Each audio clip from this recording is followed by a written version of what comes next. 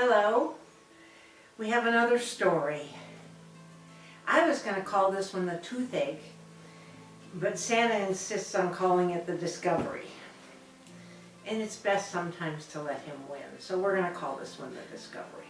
Ho, ho, ho! Yeah, there you go. Okay, here we go. The reverberation shook the whole room.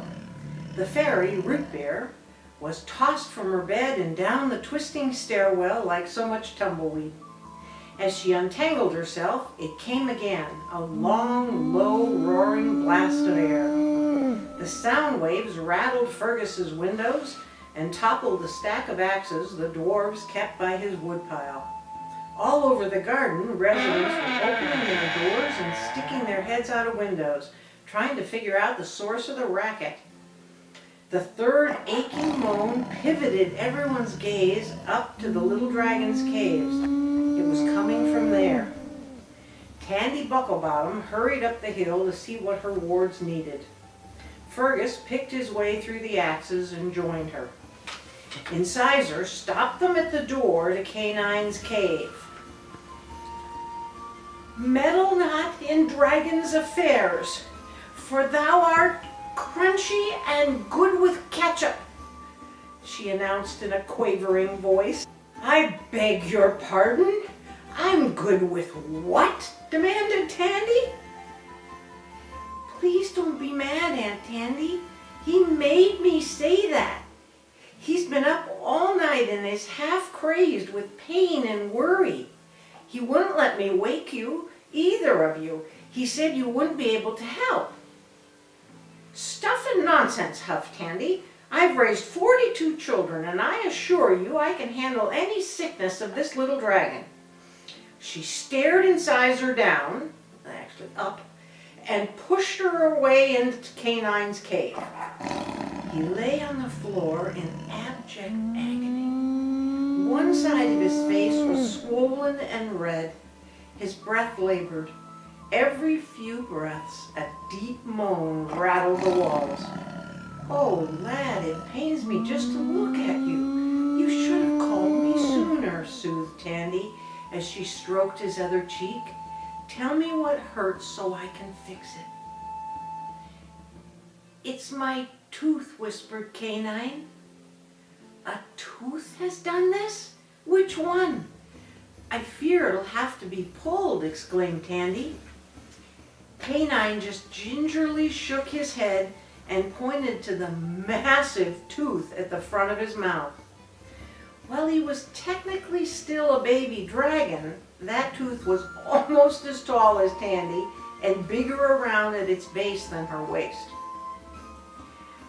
"I see your point," conceded Tandy. A dragon without his eye tooth was at serious disadvantage when hunting. "Fergus, you've been unusually quiet. He's your ward too. Any ideas?" "Well, as it happens, I do," replied the old riverboat captain. "I'll be back in a jiff." And he hurried to his hobbit hole.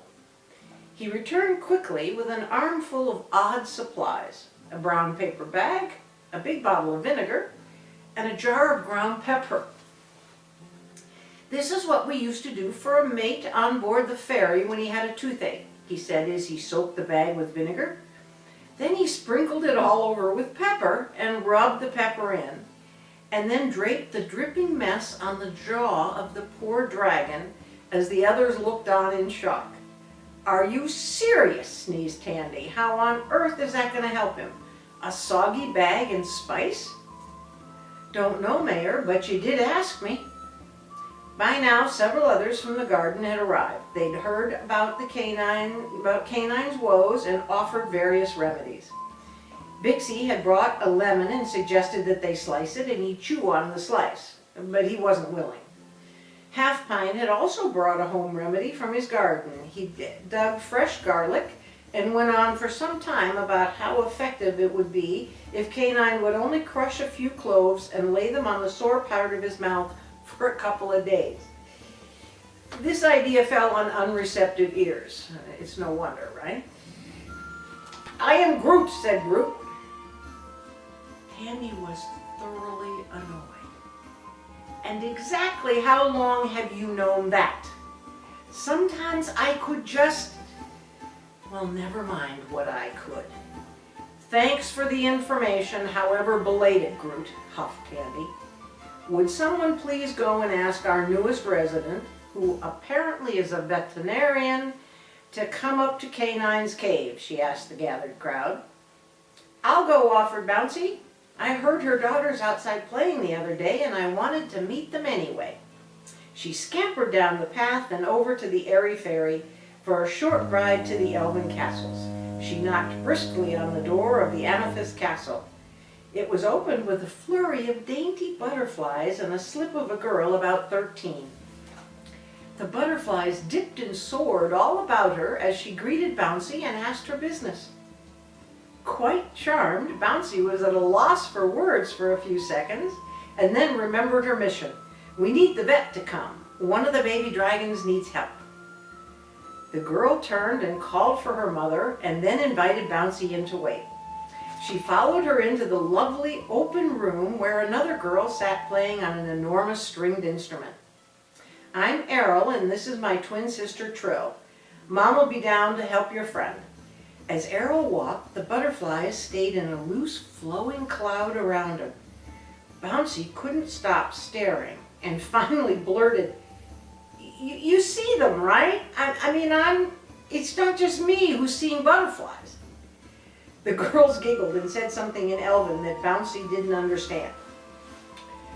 We've talked about this. It's rude. Apologize at once, commanded an elegant, rather severe elf who strode into the room in dungarees, high boots, and was pulling on gloves. The girls ducked their heads and murmured apologies. Twins often have a bit of fun at another's expense, explained Kafili, the vet. Errol was the firstborn, and by the time her sister had arrived, there was already a cloud of butterflies in the nursery. At first we attempted to remove them, but nothing worked. They just reappeared, and they've been with us ever since. Not the same ones, of course, but always about that many. I have no idea why or what it means, but one gets used to it, and they cause no harm. Oh, and Trill doesn't speak. She just sings everything. You get used to that too. Kids, it's always something. Am I right? I'm Kafili. Now, where is my patient and what's the problem? Stunned into silence, Bouncy just led Kafili to K9's cave. What else could she do? I see someone's tried the old vinegar poultice cure. It's the only home remedy based on some solid science. Now, who was smart enough to remember that one? Asked Kafili as she examined the miserable canine. Fergus proudly raised a hand as he shot Tandy a smug glance, which she mightily tried to ignore. Bouncy asked Kafili if she minded if she went back and took the girls on a tour of the garden while the vet was tending her patient. The vet was totally absorbed and waved her off with a vague assent. Kafili spent a few tense minutes examining Canine and rose with a sigh. It's no use, she said. I can't help him. I thought you were a qualified vet, snapped Tandy. Watch your tone, woman, flared Kafili. I am a completely qualified vet. Fergus and Half-Pint were transfixed as the two powerful women squared off. I am Groot, shouted Groot. He's right, of course, agreed Kafili. We can tangle any time, and no doubt will. This wee dragon needs help. I'm told you have fairies living in the garden. Can someone produce one? Literally every creature watching but Tandy escaped to find Root Beer, who arrived shortly. How can I help? We need a specialist, dear girl. I assume you can get a message to the Tooth Fairy. Tell her it's an emergency, said Kafili. Now, as an aside, during this next part of the story, I will be reading Trill's lines. I had intended to sing them as she does, but I received a petition signed by an astounding number of the garden's residents imploring me not to do so. A note attached said that Groot laughed for almost a minute before collecting himself to sign. I thought that last part was unnecessary. On to the story. Bouncy and the girls took the ferry over to see the Gnome Village and stopped for a latte at Gnome Buck's. It was going to be a gorgeous day for the St. Patrick's barbecue, announced Bouncy, and they must come and meet everyone. They agreed that would be grand, but it would depend on their mother and how her patient progressed. That settled, they set off on a path to Whopper Jr., that's the redwood tree, and visited all the folks who lived there. Bouncy proudly showed them her new home. They all did some bouncing.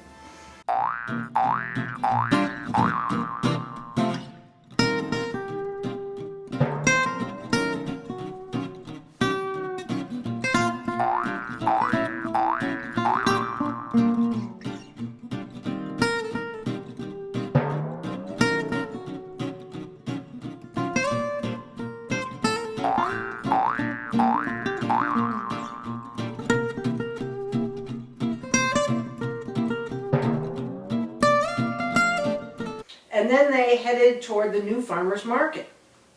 Bouncy got some lovely soaps.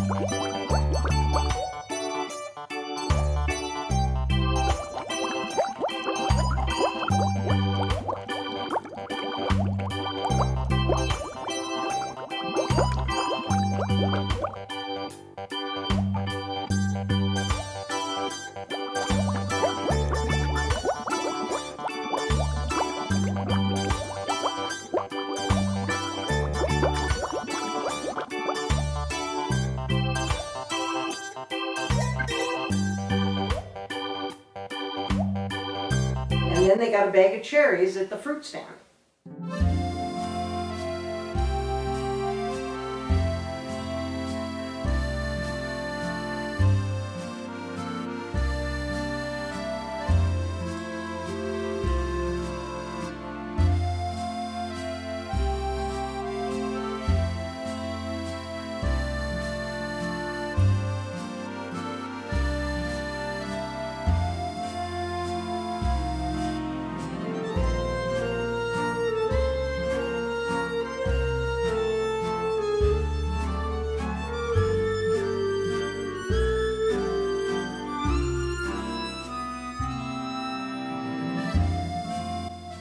After that, they headed to the mall. Several stores later, Errol was delighted to find that the bent bone carried butterfly food, so she stocked up. Trill chirped out a ditty. I am so done with shopping, would like something hopping, like biking or hiking or kiting. So Bouncy decided to show them some caves near Truff's home. Remember, Truff's the troll. Maybe some spelunking will do. Most of the caves opened on Truff's side of the troll bridge, but Bouncy knew of a little one on the mall side, so she took the girls to that one. They found it easily and made their way into the cool quiet of the cave. The butterflies trilled a little in alarm, but stayed the course and followed along as the three of them went deeper into the cave. The thick layer of dust made it clear that no one had been in this cave in a very long time. The floor canted down steadily, and Bouncy was glad she carried a fairy light because the sunlight from the cave mouth faded quickly. They'd been walking for about an hour, and Bouncy was going to suggest they'd gone far enough for today, when the tunnel opened into a cavern with a high ceiling and a pool at one end. "Oh, look at the lights!" exclaimed Errol. "It's beautiful!" There were golden flashes of light all over the walls of the cavern. It took them a moment to find the source, and when they did, they were speechless.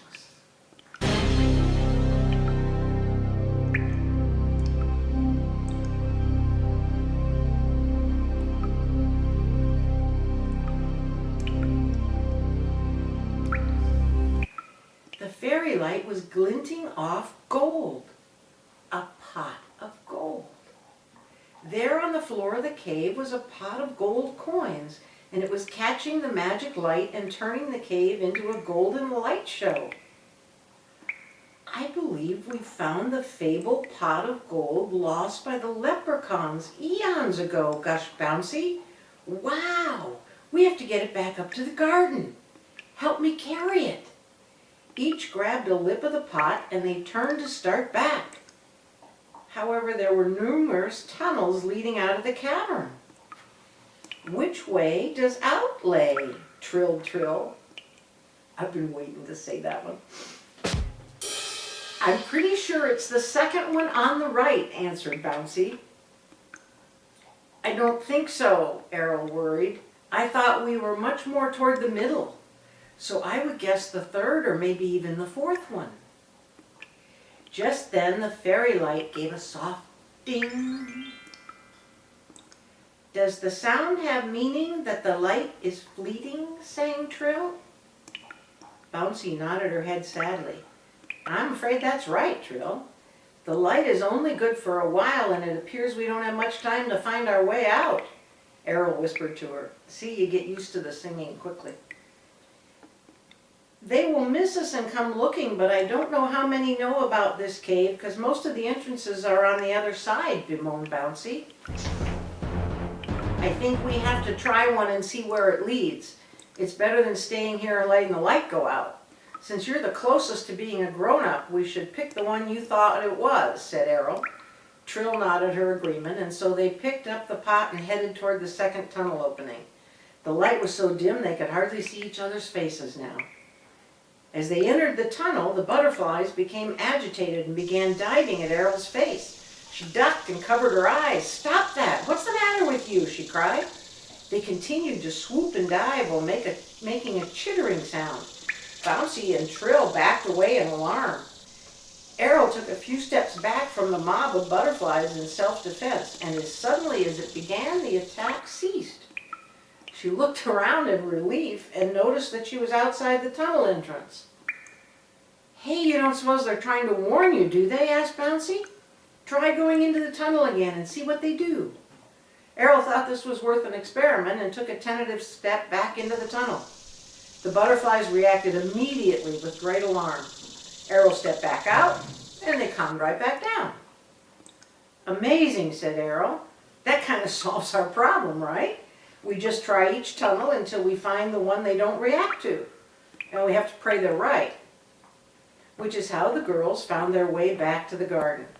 Although the fairy light dimmed to nothingness and the trip was somewhat scary, they made it out safely with the pot of gold. They arrived topside to find the barbecue getting underway. Their discovery created quite a stir, as its loss had been a mystery for decades. The pot of gold was lugged off to where Tandy, Kafili, the Tooth Fairy, and Fergus were enjoying a well-deserved pint of green ale at Butch's Tap. The girls joined them and shared the amazing saga of the butterflies helping them find their way out of the cavern in the dark. They learned that K9 was resting comfortably due to the medicine from the Tooth Fairy, but would not be joining them for the big corned beef spread. While no one in the garden cared a twit about gold, they knew the leprechauns prized it above all else, and it was always a good idea to honor friends' valued possessions. So Tandy asked everyone to finish up so they could surprise their special guests with the girls' discovery. A short time later, they knocked on the door of the guest quarters they'd readied for the leprechauns with big smiles on their faces.